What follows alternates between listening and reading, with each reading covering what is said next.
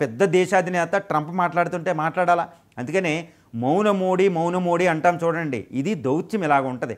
G7కి వెళ్ళారు, ఓకే, అక్కడ మున్నీరుతో ఎక్కువలు చేయబోయారు, తిరస్కరించారు. అక్కడ బ్రెజిల్ వెళ్ళారు, అక్కడ బ్రిక్స్ సమావేశం ఎలా మాట్లాడారు చూశారు కదా, అక్కడికి వెళ్ళారు. తర్వాత ఇప్పుడు క్వాడ్ సమావేశం హోస్ట్ని ట్రంప్ని ఇక్కడ తీసుకొస్తున్నారు. తర్వాత ఇప్పుడు రిక్ అక్కడ. ఇది దౌత్య విధానం అంటే చేతల్లో సోపాలు కానీ మాటలతో కాదు అనేది భారత అద్భుతమైన ఫారిన్ పాలసీ ఉంటుందండి. ఇది విదేశాంగ విధానం. అంటే ఇప్పుడు ట్రంప్ దారికి వస్తాడు, నాటో దారికి వస్తుంది, ఇటు చైనా కూడా దారిలోకి వస్తుంది, పాకిస్తాన్ అదుపులో పెడుతుంది. మనం వృద్ధి కొనసాగించాలి, అభివృద్ధి కొనసాగించాలి. వచ్చే రెండు పుష్కరాలు 24 సంవత్సరాల పాటు ఇలా చేస్తే అమృతకాల లక్ష్యాలు చేసుకుంటాం. అంటే ఏంటి?